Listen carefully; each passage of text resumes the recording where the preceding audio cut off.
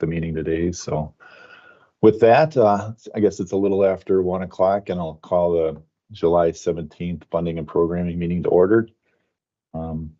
First thing on the agenda is an acknowledgement statement by Met Council. And Robbie, do you want to go over that? Yes, thank you, Chair. So as a member of the Governor's Cabinet, the Metropolitan Council has a role in setting the tone for the region when it comes to tribal and American Indian relations. Last year, the Council established an American Indian Advisory Council as a part of the development of the region's development guide, Imagine 2050. The Advisory Council includes highly respected leaders of the American Indian community in this region, members of the Dakota, Ojibwe, Ho-Chunk, and Lakota communities, and range from youth advocates to community elders, and they continue to meet. Through AIAC feedback, the Council work focused on the land acknowledgement transformed into land, water, and people commitments of the Metropolitan Council. The Council adopted procedures in March for the use of acknowledgements of these commitments. So what does this mean for the Technical Advisory Committee? Yesterday's Transportation Advisory Board meeting, Chair Hovland recognized it's helpful to approach this work organically. So as we wait for more guidance from the TAB coming in August, when they meet at the TAB Executive Committee, we'll start by reading the Dakota Land, Water, and People Acknowledgement today. The Metropolitan Council acknowledges the land that we currently call Minnesota, and specifically the Seven County region, is an ancestral homeland of the Dakota Oyate, who are present and active contributors to our thriving region. As part of the Metropolitan Council's commitment to address the unresolved legacy of genocide, dispossession, and settler colonialism, and the fact that government institutions, including the Metropolitan Council, benefited economically, politically, and institutionally after forcible removal of the Dakota Oyate, the Metropolitan Council is dedicated to instilling land, water, and people commitments in regional policy. These commitments support the Dakota Oyate, the 11 federally recognized tribes in the Minnesota Ho-Chunk Nation, and the American Indian communities representing over 150 tribal nations that call the Seven County region home. Okay, thank you for that. All right. Next item is the approval of the agenda as published. The agenda is shown here on your screen. Are there any changes to the agenda? Otherwise, we'll just approve the agenda as published. Okay, seeing none. Then next item is the approval of the May 15th TAC Funding and Programming Committee minutes. Are there any comments, changes to that meeting minutes? Anybody have any questions on that? Otherwise, I'll entertain a motion for approval. Chair, this is Jerry OJ in Oka County. I'll make a motion to approve the minutes as published. Thank you, Jerry. Is there a second? Chair, this is Robert Ellis. I'll second. Thank you, Robert. All right. We have a first and a second. Roll call, Robert. Yep. Anoka County OJ. Aye. Carver County Flommer. Darren Melke attending today. I'll abstain just because I wasn't at the last meeting. Okay. Dakota County Chapik. I'll abstain. Wasn't present. Griffin County Buell. Aye. Ramsey County Roggenbuck. Scott County Jessen. Washington County Dahlheimer. Go ahead. Sorry, this is John Rudolph for Scott County. I'm filling in for Adam Jessen on this committee going forward. I'll abstain from the vote. Okay. Washington County Dahlheimer. Aye. Egan Mathis. Eden Prairie Ellis. Aye. Lakeville Omi. Aye. Minneapolis Coster. Aye. Plymouth Thompson. St. Paul Weber. Aye. Metro Transit Genewiak. Aye. Suburban Transit Scholl. Aye. DNR Spooner Walsh. MnDOT Bike Ped McCormick. Aye. MnDOT Metro District Tag. Aye. MnDOT State Aid Brown. Aye. MPCA Dickerson. Aye. McCouncil MTS Henniker. Aye. EP Coordinator Kotsukos. Aye. Chair, motion at 15 ayes.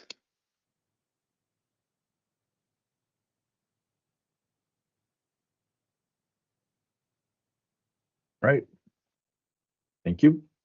All right, moving on to public comment on community business. So is there anyone from the public to request addressing the funding and programming committee at this time? No one registered, None Chair. registered. Okay, thank you. All right, seeing none, we'll move on to tab report. Elaine, do you have any updates?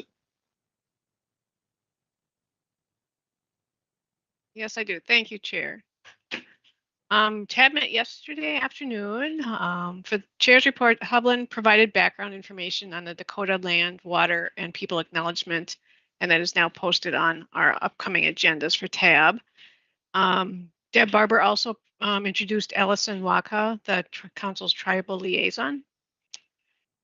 Hovland reported that the Regional Solicitation Policymaker Work Group met prior to the TAB meeting and received information on draft proposals for maximum and minimum federal funding requests by application type and options for geographic balance. The same information that's come through the committees for informal. Hovland introduced Torrin Gustafson. Torrin Gustafson has been the alternate for District F and will become the TAB representative with Mark Jenkins having been appointed by the Met Council.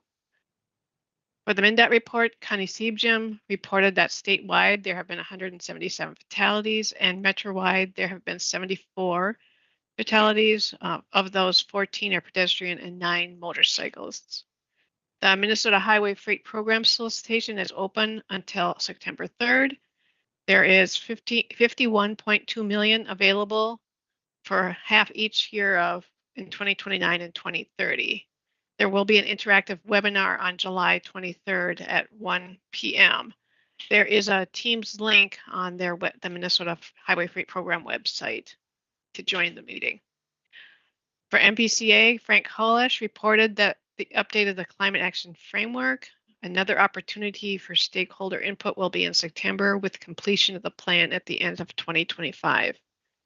And MPCA is working with 9 agencies on extreme heat guidance for outdoor workers. On Monday, July 21st, there will be a National Sustainable Aviation Fuel Workshop in downtown Minneapolis, which is hosted by Greater MSP. For the Metropolitan and the Airports Commission, Carl Crimmins submitted a report to be read. The federal government decided that shoes are no longer needed to be removed at security. MSP is also starting to use enhanced passenger processing. This uses facial recognition for incoming U.S. citizens arriving on international flights. This will reduce time going through customs. EPP is being used at 12 airports in North America. And then Bridget Reef also reported that the MAC commissioners have been appointed. For the Metropolitan Council report, Deb Barber reported that the council appointed 2 new council members, Mark Jenkins and Victor Obisakin. And Metro Transit provided transportation for the Hortman Memorial Service. The B line has been in operation for almost a month, and in a 3-week ridership report, ridership is up 23% over the previous Route 21, with almost 8,000 rides per day. A future update on the details of boardings along the B line was requested.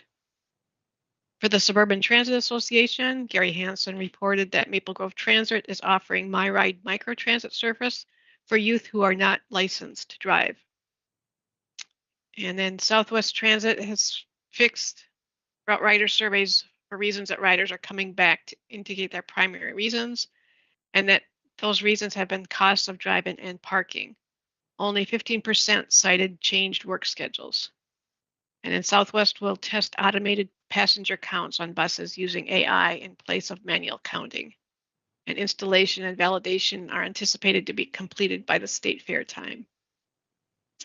For business items, TAB approved 2 streamlined tip amendments.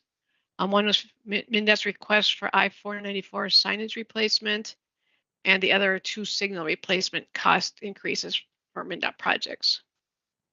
They also approved the Flying Cloud Airport 2040 long-term comprehensive plan. This plan approval went through TAC planning and TAC, and will be forwarded on to the council for approval. They had 4 information items. The Easy Pass update was provided by Brad Larson of MnDOT, and in response to questions there, they mentioned that the scope of work for the managed lane study is underway. There was an update on the transportation GHG emissions impact assessment provided by Chris Behrens and Morris Roars of MnDOT. Expansion projects require emissions impact assessment before being in the STIP or TIP, and Metropolitan Council will assess the impacts and offset of the projects that are selected before going into the TIP. For the regional solicitation update, Glenn Johnson updated on the active transportation work group. The next meeting is scheduled for July 25th. And then Charles Carlson provided an update on the transit funding allocations that are being proposed and being reviewed by our transit providers. And that is my report. All right, thanks Elaine for that. Any questions for Elaine from the committee? All right, seeing none, moving on. So action items, business items to talk about today. The first one is the 2025-18 Minnesota Valley Transit Authority Technology and ADA Enhancement Project Scope Change Request.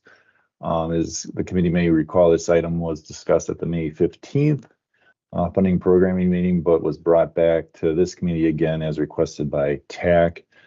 And they would like some more details, information on the request and scope change. So with that, Joe, are you going to present this item again? Yes, Chair, I am. So thanks, Chair. And you made my first point for me is that you saw this if you were at the meeting 2 months ago, and it went through this committee pretty quietly, but it did not go through TAC quite so quietly. So briefly, you saw this 2 months ago and made a recommendation to approve the request with no reduction in federal funds. I think there were a couple of questions, but there wasn't really a lot of pushback or difficulty going through. At the June TAC meeting, however, TAC did vote to return and to have staff work with the applicant MVTA to revise it. I think members there felt like the both the submission from MVTA and the report from staff was a little scant in terms of how much it was informing on what is going to be done and what's going to change. So we're going back, and they did in that motion say to bring it back to funding and programming. So what you're going to see is a bit more of what you've already seen with a bit more detail called out, at least in the write-up, if not from myself. And then after I'm done, MVTA is here. In fact, Heidi Scholl is a member, and she's so didn't have to do any extra invites, and she'll be able to fill in anything she feels I missed and or respond to any questions that are more for the applicant than for me. So briefly, MVTA was awarded $500,000 in surface transportation block grant funds as a transit modernization project in 2022. And they were awarded to fund elements such as e-paper and static signage. Those are 2 different things. E-paper being more of a interactive sign, and Heidi could talk more about that if people aren't sure what that might mean. Interactive kiosk platform displays enunciators and real-time signage for 53 stops and shelters along with 4 transit hubs. So since that award, MVTA has reported some logistical challenges in terms of establishing electric connections to 53 different shelters. And there have been complications have been reported with exterior technology devices due to weather elements, specifically that the e-paper pilot underperformed in our climate in Minnesota. So MVTA is looking into prioritizing non-federal funds to support shelter and bus stop signage instead. And what they're looking to do is to have more improvements at fewer locations. So on table 3, you'll see the the locations that they'd like to focus on, with $60,000 to $165,000 per location, depending on what location, as opposed to very small amount per location in the original application. And so what the staff did in assessing this is first thing we do when we assess a scope change is look at the whether it should be approved or denied, is look at the scoring and ranking of projects. And this project scored well enough to be funded. In fact, every project in this category was funded, with the exception of one project which wasn't eligible due to limitations on funding BRT or projects. So we didn't really feel, looking at table 1 here, that there was any reason to discount the scores in a big way. When you look at the new update, it covers a smaller area with bigger things. Maybe it would have been a minor scoring decrease, but far less than the margin of over 100 points that it had over the next project, which was funded. So there's no reason to use scoring as an approach to deny a scope change. So then the other piece of it is whether or not it's a new project, because it's taking from a bigger array of locations and beefing up things to beefing up amenities to a smaller number of locations could be interpreted as that. It's kind of a gray area in terms of whether that's a different project. It's specifically in transit that gets pretty gray, because in a roadway project, you can usually see if you're moving something from over here to over here or whatever, you can kind of see what's a new project. Here, they're doing a lot of the same things. And there is precedent, not a ton, but there is some precedent in both road projects and transit projects for doing similar things, where some locations are moved, but the essential project is being done the same. So staff interprets this as not a new project and as an improvement upon the original application, in light of some new developments. And then to add to that, I'll say that the new developments are that along with the e-paper not working out, and then the high electrical costs, are sort of the new developments that have come out, and it just makes more sense, I think, to do fewer things to more things to fewer locations. I'm sorry.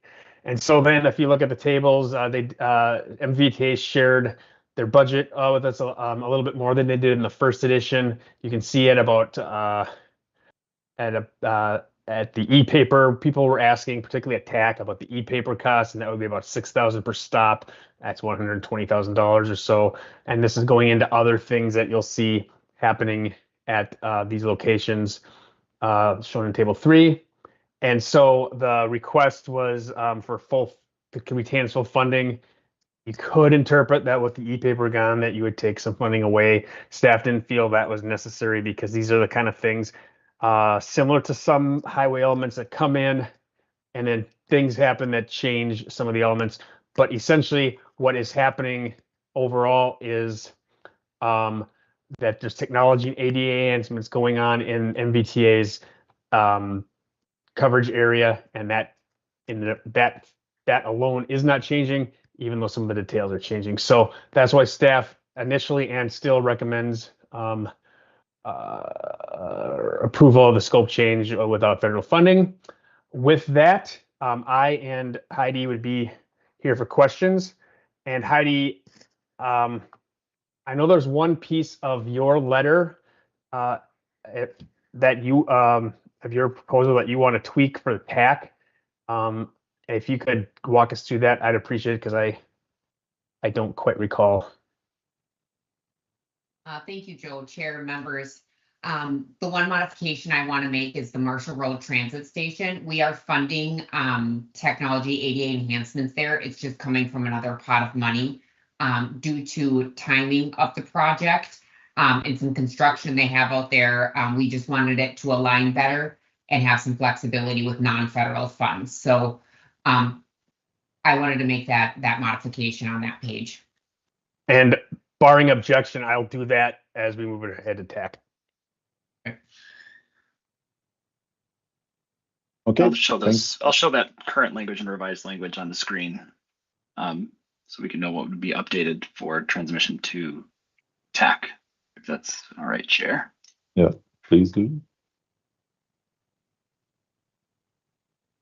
Okay, as Robbie gets that up on the screen, there it is. I guess I'll open it up for the committee if they have any questions for Heidi or Joe at this time.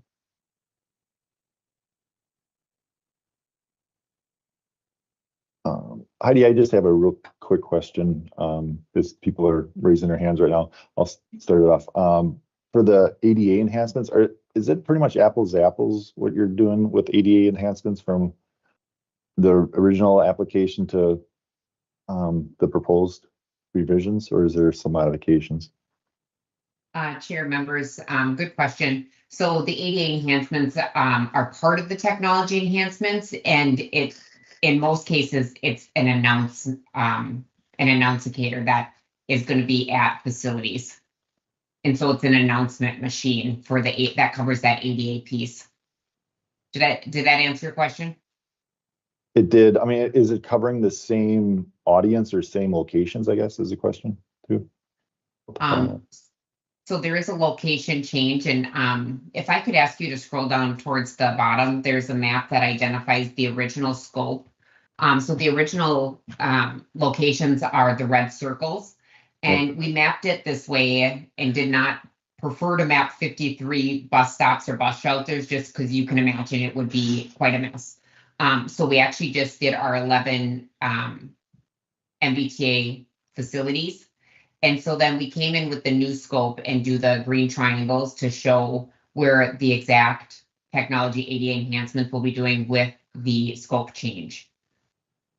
And so these 8 new locations will have a piece of ADA and technology at every single location.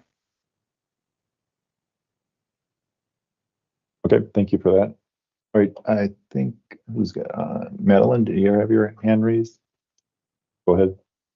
Thanks, Chair. Hopefully my outside workspace works here. So I think this map answered my first question of just clarifying whether the 8 locations in the current scope change were in the original list, and it seems like more or less they are, or I guess they're close by. But right, I think storytelling is like the challenge we're running into on this one. So the other 45 or however many stations that were part of the original scope, those are receiving some improvements, but more like static mapping and using a different funding source. Is that a true statement? Chair, members, thank you for the question. That is correct. Phase 1 is actually already rolled out. So phase 1, I think, covered 300 bus signs, and they will be receiving all new bus signs and have a QR code. We have enhancements to our signage as well. And then phase 2 will probably start after State Fair this year. And then depending on weather, it may get delayed till spring of 2026. So you're exactly correct. A different funding source, non-federal. It allows for a little more flexibility due to the funding. So yes, all will be addressed. Okay, thank you for that clarification. I think that's helpful to emphasize. It seems minor, and I think it is in the language, but maybe in how this is presented in the other committees moving forward, right? Because if we compare this to a roadway project, it's often if something changes, but an improvement is still being made, then we kind of pass it through. And that might be as close as we can get to a similar situation in transit. The other thing I just wanted to point out as I was reviewing the agenda item, I thought the table at the end was very helpful, where it lists the 8 locations that are now included and like what's going in there. If there are any changes being made to this, or maybe that's just in the storytelling. It seems like the items called out are the same on every one, but the costs can vary quite a bit. So I'm just pointing that out, that someone might ask that question of like, one is 200,000 and one is 40,000 with the same items listed. Joe, it's on I think the next, it's even further down on here, but I do think that table was helpful. So appreciate the updates in more detail here. And the price may vary due to quantity or size of screen. And to be completely transparent, we have not procured these items, so costs could vary again once you actually do the federal procurement. So these are our best estimates at the time pulling together the table, but thank you for the note. Okay, thank you. All right, let's see. Is it Jonathan? Looks like you have your hand raised. Yeah, thanks, Chair. So Gina, Heidi, you had answered, I guess, my question about Marshall Road Transit Station. But I guess it was the county's understanding that there was funding for Eagle Creek as well. Can you confirm that for me quick? Chair, members, I actually had a conversation with Lisa Freeze yesterday. Yes, we do have Eagle Creek earmarked as well. We do not currently serve Eagle Creek, so we're going to actually do it in parallel. Talk about adding some service at Eagle Creek with Matt Fighton, who's on the call as well. And then also doing some technology ADA enhancements there. Again, outside funding source, but we do plan to tackle all of our facilities. Okay, thank you. Okay, very good, thank you. See, next up, Emily, go ahead. Thanks, Chair. Question for you, Heidi. I was just wondering how all of these scope changes at the different stations have been communicated to other project partners and cities. If you could just speak a little bit more to that. Thank you. Thank you for that. So we do keep our board, who is comprised of a member from every city and then our 2 county. So we do keep them in the loop of our federal grant awards and what we plan on doing. We also highlight facilities so they know what we're moving forward with and what technology, our state of good repair, even construction we're doing. So we do work through our board, letting them know what enhancements have been done at our facilities. Thank you. Yep. Okay, great, thank you. Any other questions? Okay. Seeing none. I guess I'll entertain a motion for approval, or entertain a motion, I guess.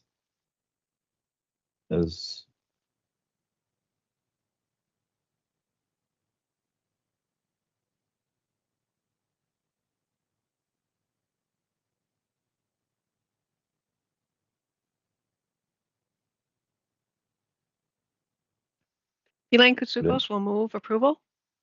Okay, Elaine, thank you. Is there a second? Chair, this is Robert Ellis. I'll second. Okay, Robert, thank you. All right, we have a motion and a second. Any other discussion?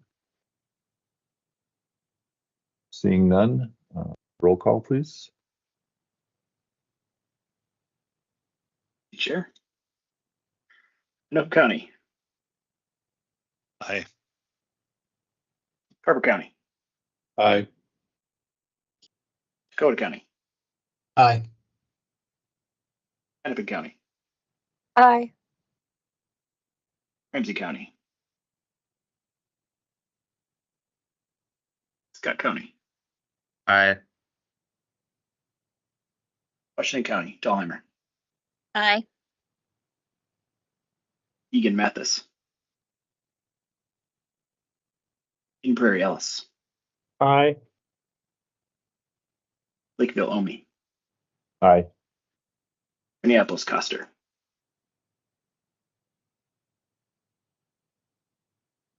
Plymouth Thompson. St. Paul Weber. Aye. Metro Transit Janawiak. Aye. Road Transit Shoal. Aye. DNR Spooner Walsh. MnDOT Bike Ped McCormick. Aye. MnDOT Metro District Tag. Aye. MnDOT State Aid Brown. Aye. MPCA Dickerson. Aye. And Council MTS Henniker. Is that an aye? Yeah, aye. Yeah. TAB Coordinator Kotsukos. Aye. Chair, the motion had 17 ayes. Okay, great. Thank you. All right. Do we have a question? Mr. Chair, yeah, this is Yeah, cool. go ahead. Thanks. Question, I think for Joe and or Steve Peterson, if he's on. I guess since this is kind of unique, is there anything that you think we should be revisiting as we do the regional solicitation evaluation to put in some criteria? I think about like how many locations of improvements on transit or something can be changed or altered from the original scope for it to be eligible for a scope change, like anything like that you think we should look at to make this more clear in the future? Chair, I don't know if Steve's here, but my gut reaction to that is it's more of a scope change policy issue, which unfortunately we just went through. But that is something, as we look into ancillary pieces of the regional solicitation, that we can talk about whether there's a place for that in the solicitation language itself. It's a fair question. In my opinion, and some people don't agree with me, we've let things like this happen pretty easily in the past, but there's certainly some people who haven't been comfortable here. So it's something we can talk about either as part of the solicitation, or if and when, or if it would hasten us revisiting the scope change policy, because it is very hard from the scope change policy standpoint to really pin this down as yes, it's a new project, or no, it's not. I acknowledge the grayness there. So it's something that we should talk about either as a staff or with some of our technical committee partners. I agree with Joe. All right, question. All right, let's see, moving on. Next action item is 2025, 28. St. Paul Arlington Avenue Sidewalk Infill Project Program Year Extension Request. Okay, this project is to move the project from 2026 to 2027 to align with the recently funded street reconstruction project on Arlington Avenue. So, Joe, do you got a background on this one? Will do, Chair. I mean, to be frank, you almost just gave the entire thing because there's not that much else to it. But I'll give my little more standard one. But so this is the city of St. Paul. They were awarded $920,000 in 2022. And that application was awarded to construct new sidewalks on the north side of Arlington Avenue from Westminster Street to Arkwright Street. And on the south side of Arlington Avenue from the Gateway Trail to Westminster Street and DeSoto Street to Edgerton Street. So all those streets, there we go. Robbie mapped it for us because you wouldn't want to listen to me describe that verbally. And the city wants to move this from 2627 to align with the Arlington Avenue portion of a recently funded street reconstruction project. When they applied for this, they didn't know this was prior to a local initiative being programmed after passage of the local option sales tax. So that's why this is coming up now. So you might remember that we recently updated the program year policy along with the scope change policy. And this is the second program year extension that we've had under this policy. However, it's also the second program year extension we've had since then that would have been really super easy to approve with either policy. This is pretty straightforward. This is the first request that they've had, and there's nothing particularly interesting or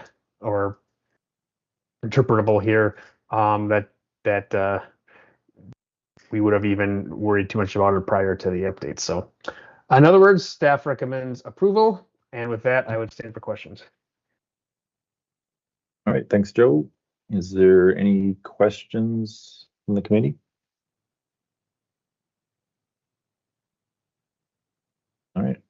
Seeing none, I'd entertain a motion. Chair Colleen Brown, State Aid, move approval of the request. Okay, great, thanks, Colleen. Is there a second?